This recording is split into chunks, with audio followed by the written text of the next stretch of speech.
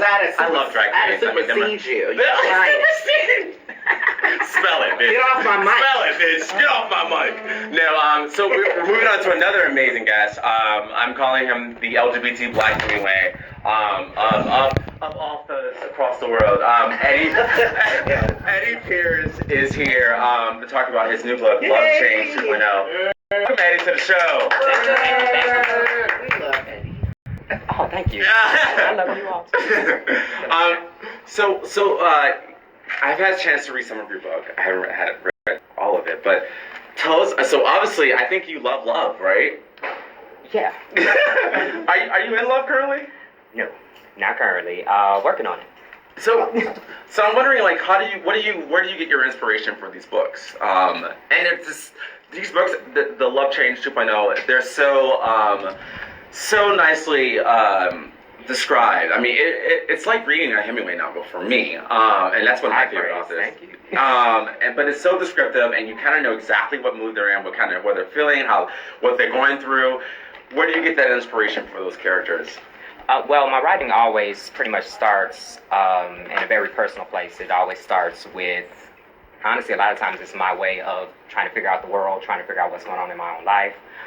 With this series in particular, it was after a number of life changes, a number of love changes, and it was my way of processing leaving a relationship, leaving a home, leaving a job, and eventually leaving the state. I know. Whoa, you left the state. Yeah. Mm-hmm. Because of love? Or because of lack of love? Or? No, well, it was kind of my jump. You know, making my move as far as pursuing my writing, and just being a writer, I know that I have a wanderlust, and I pretty much have a dream that, well, it's a plan, we're going to call it a plan, to basically live in different places around the world, maybe within the next 80 years or so, and I just feel like it would have really informed my writing a lot more. Yeah, it would. Yeah, I mean, Hemingway actually went to Paris to write a movable feast, and kind of like, got the whole essence there. But yeah, I think it really will inspire you. Well, so I had like a juicy question because I was reading an excerpt. And we're gonna have him read an excerpt in a second. Okay, I was reading an excerpt, and the characters, even the way that you described them, seemed like oddly familiar, and the fact that I know you made me wonder, like, how autobiographical. Well, there's considerable amount of poetic license taken, but when people would tell me this, they would ask me this question from every book, how much is true, how much did you actually experience? What I'm more so focused on is the emotion that I felt. And to be honest, I feel like whenever I'm writing, I'm trying to find commonalities. I'm trying to find universal truths. I'm trying to find something that anyone could connect to, especially when you're looking at the fact that I'm writing from a Black LGBTQ perspective. And, nobody, I believe, as an artist wants to be necessarily pigeonholed. They want as many people as possible. So I was looking at the idea that, we've all experienced love. We've all experienced loss. We've all experienced trying to find self-acceptance and that sort of thing. So when I look at it more from a standpoint of communicating emotions, that's something that I feel that we can all relate to. So that's pretty much more so what the truth is. There's a lot of changing of names and places and events and circumstances to protect the innocent, so to speak.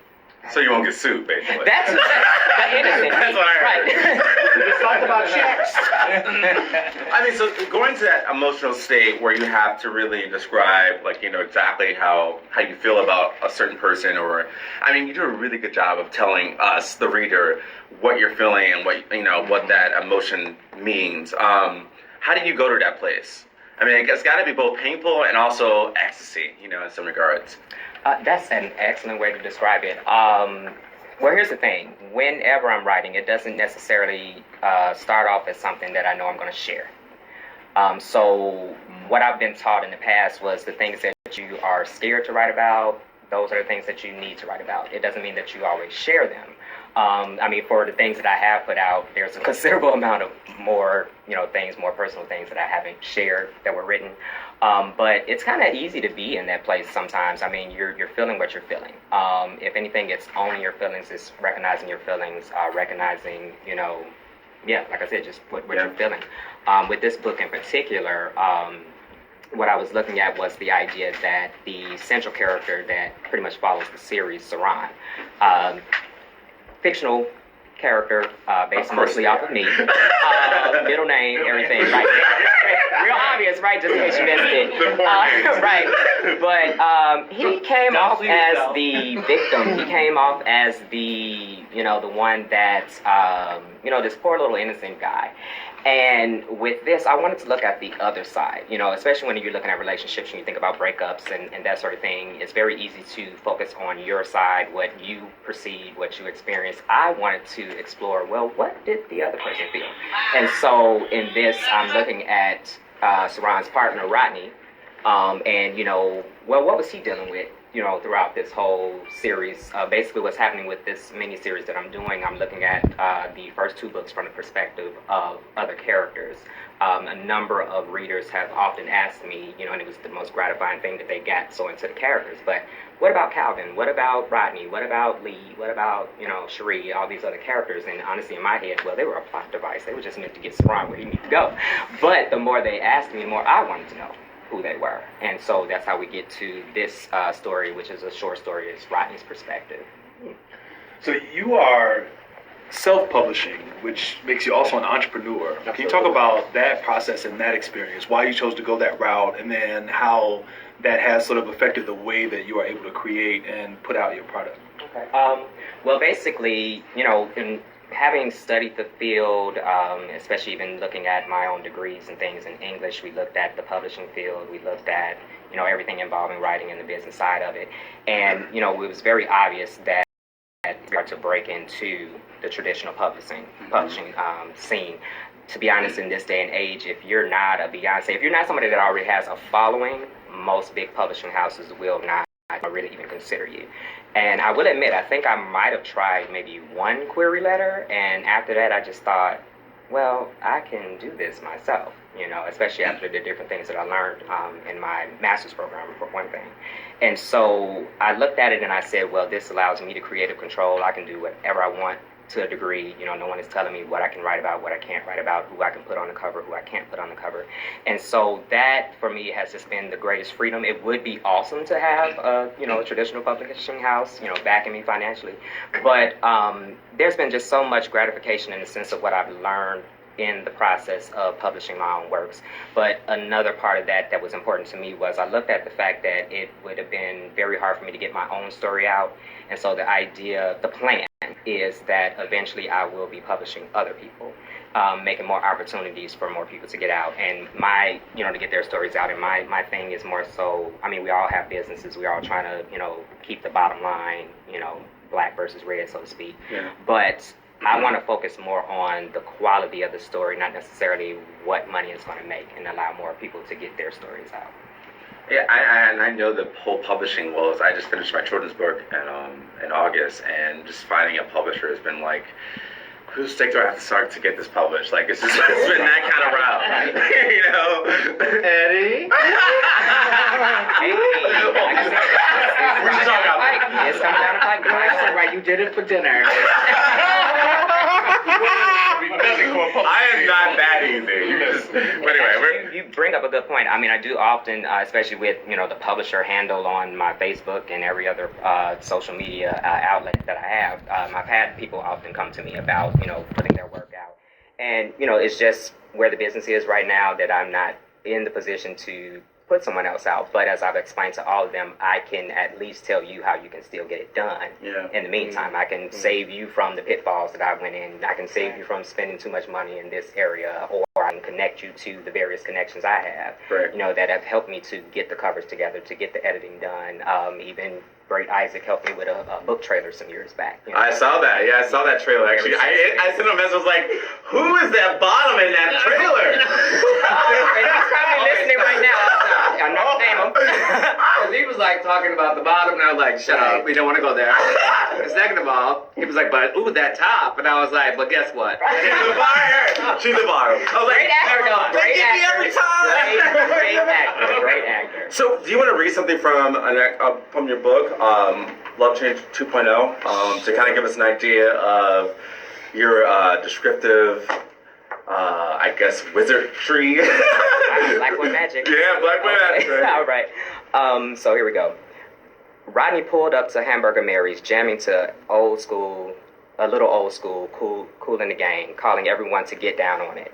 Despite his proven envy and lust-inspiring physique, Rodney still wasn't so sure that the tight sky blue muscle tee, form-fitting black leather pants, and the cowboy boots didn't make him look completely ridiculous. In short order, Rodney convinced himself he was dressed for the stage. Something about knowing that Saran was in the crowd made Rodney really want to show out tonight, so he took the stage with a new inspiration. He thought of his hand in the back of Saran's back as he pulled the saxophone close to his chest. He held it securely.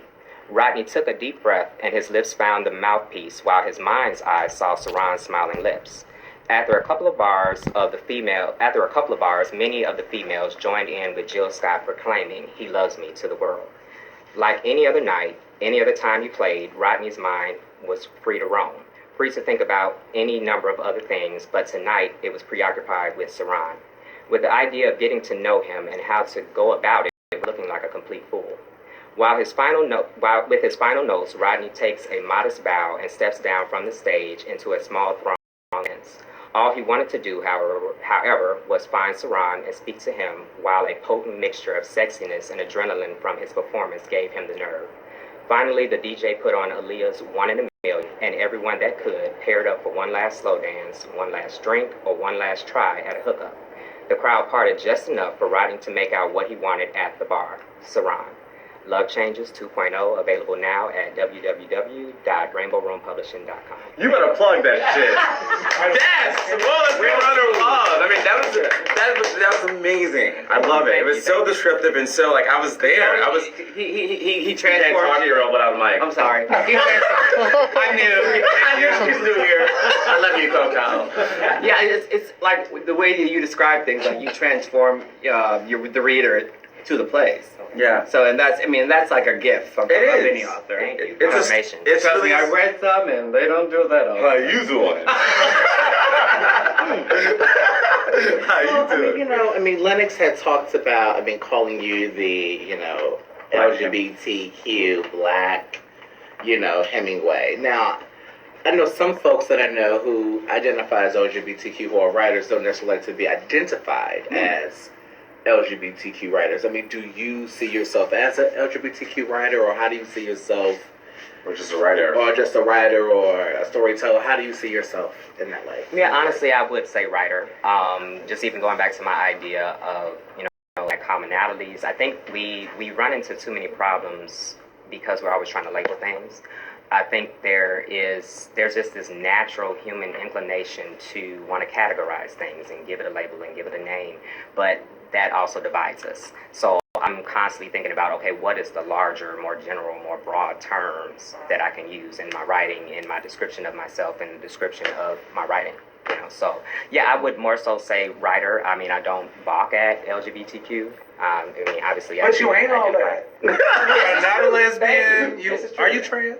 No. Okay. So how do you identify, and how does your identity impact the work that you do? Well, when I look at the first book really was, like I said, it started from a personal place. It started from me trying to understand things, me trying to come to grips with things. One of those things being the need to reconcile my spirituality and my sexuality. And so for me, yeah, I do identify as a gay man. I do identify as an SGL, same gender loving man. But at the end of the day, I guess I look at all these different labels, and I get away from them now, because for the longest, all of the different labels that I kind of took on just seemed to be in conflict. Being black, being gay, being Christian, being in a fraternity, going to college, all these different things that just seem like they just didn't go in the same package, but clearly they do. So I just more so look at, just once again, like I said, coming back to larger, more common terms, human.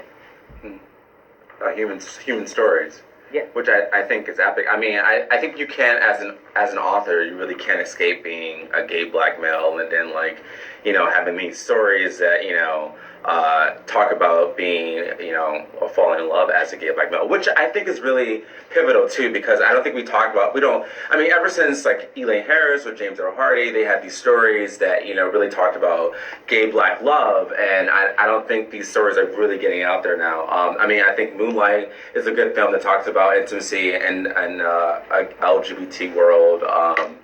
So I think these stories are poignant. I mean, as a gay author, a gay black author, really, I think it's poignant to, you know, I'm very, like, when I read a book, I like to read what the author's life is, and then I read their books. Because I kind of connect the two and, like, figure out where they come from and, like, you know, how it all connects and why they connect, you know, why they said this or that kind of thing. So it's very pivotal for me to know the author's background and then, you know, read the story. Maybe not for everybody, I don't know. I mean, I also like to have sex first and then ask questions later. But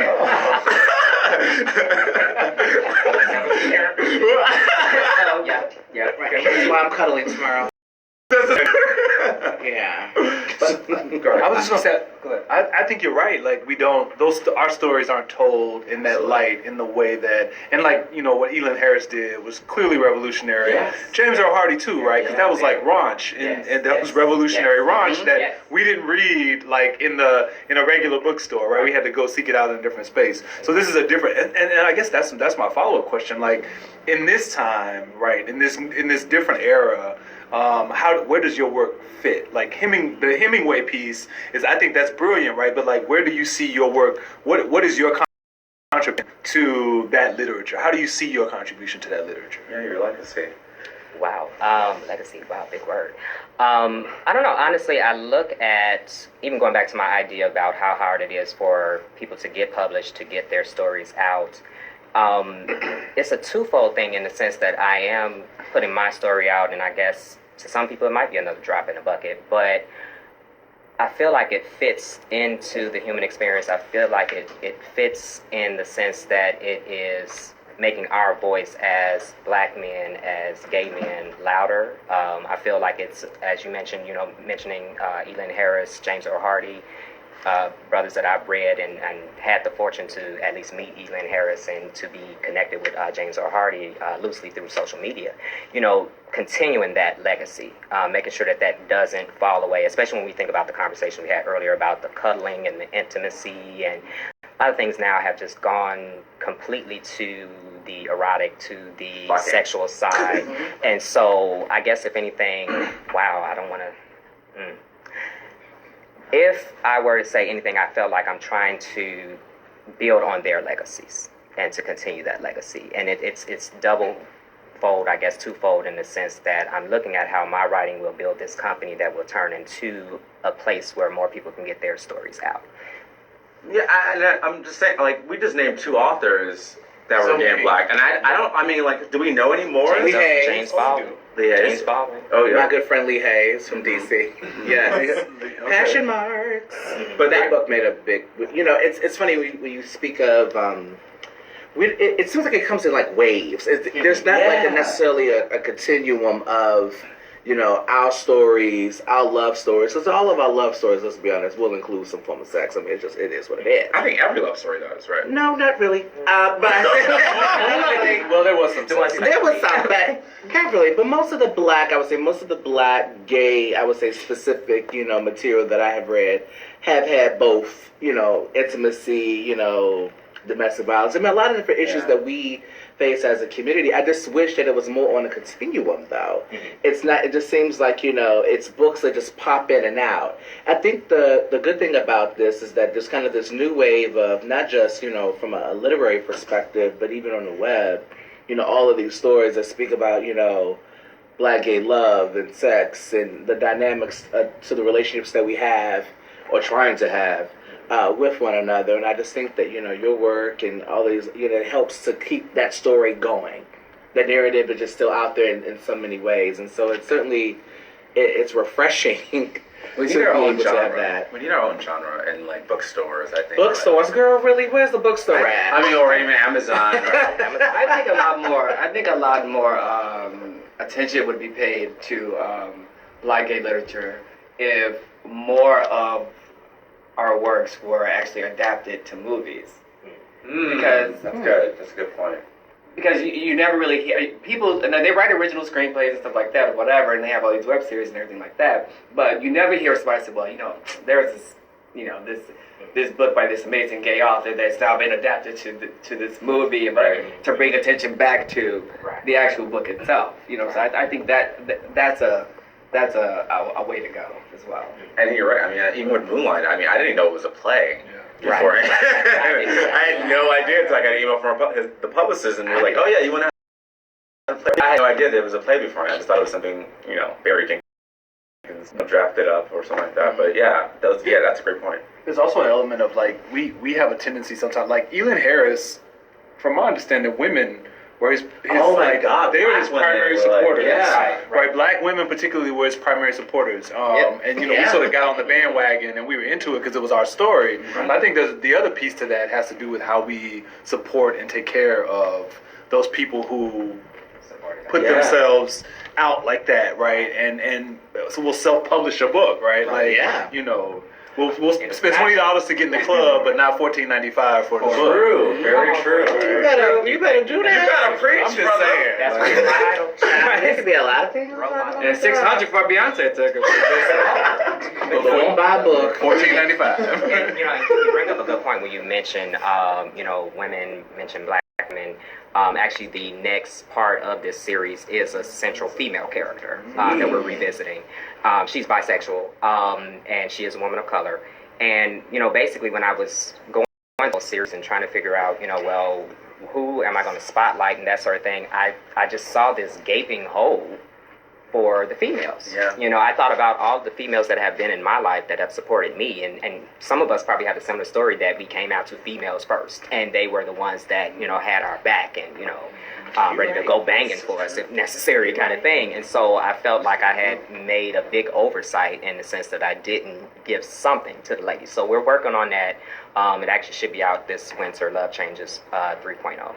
That's interesting. I came out to a woman. My mother was the first person I came out to. Like, they are an intricate part of gay black culture. I mean, as much as we want to have a woman on the show to talk about being a black lesbian and everything like that, but that's so true. I never thought of it that way. Yeah. You're absolutely right.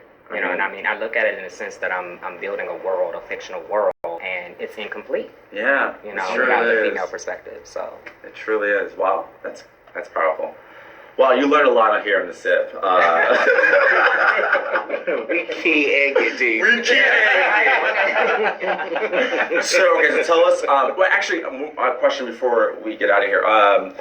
Have you incorporated, homophobia in the black community in your stories, or how has that impacted your story at all?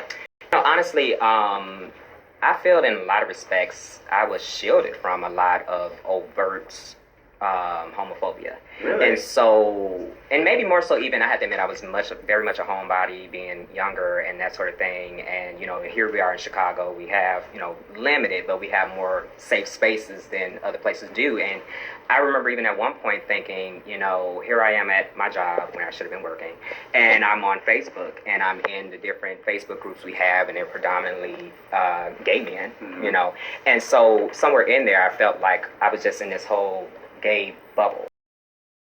So I didn't really, I've never had the overt really bashing, or maybe I have to think back on it, maybe I just repressed it on something, I don't know. But in the stories, I pretty much am reflecting a lot of internal battles. For me, it was more self-loathing. It was more of my own internalized homophobia, that I was dealing with. And so that's what more so came out. But I have, in some of the stories you will see, especially from my own experiences with religion and organized religion and church and that sort of thing, that I did kind of touch on those external factors when it comes to, the homophobia and that sort of thing. So I do touch on that somewhat, but to be honest, if you go with the adage that a writer writes what he knows, that's not what I've experienced the most, so it just hasn't come out of the right position. Interesting. It's powerful. Okay. Well, if in fact you do include it, create like this beautiful, silver lining at the very end about homophobia in the black community. Well, Eddie, so where can we get your book? Where can we buy it? Where can we go? You can find all of the titles, www.rainbowroompublishing.com. That's very gay. I love it. A lot of time to practice. We had it for 5 years. Black gay stories. Who am I going with that? I'll take that one too. Yeah. All right. Well, thank you, Eddie Pierce, for sharing your story and sharing your works of art. Thank you. I can't wait to finish this book. I'm really excited about it. So, Eddie Pierce, Love Change 2.0. You can pick it up at Amazon or any major book.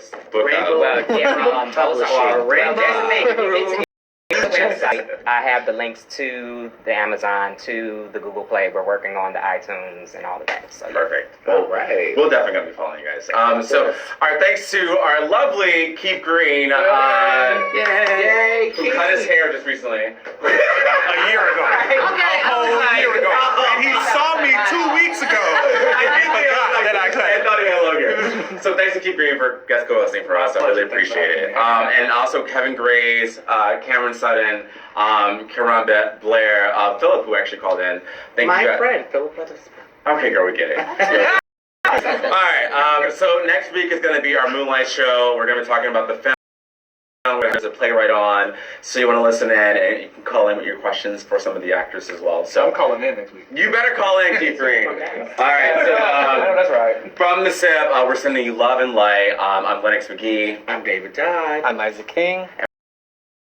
And we'll see you guys have some sex. Bye.